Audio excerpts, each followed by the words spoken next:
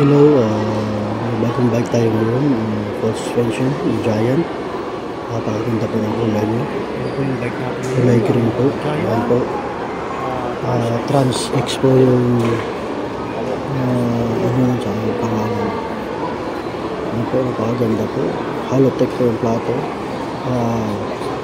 SLX. SLX po yung drop set niya, 12 speed. Ayan po. Maxis po yung gulong, naka-dropper post. Ayan po. Axe 36 po yung tinido. Kulay black. Ayan po, hydraulic. Napakaganda po ng bike na po. Napakaganda ng kulay sa personal. Ayan po, makikita natin bagong assemble. Napakaganda.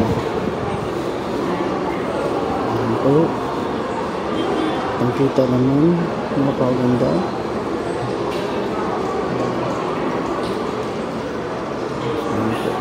Thank you sa panonood.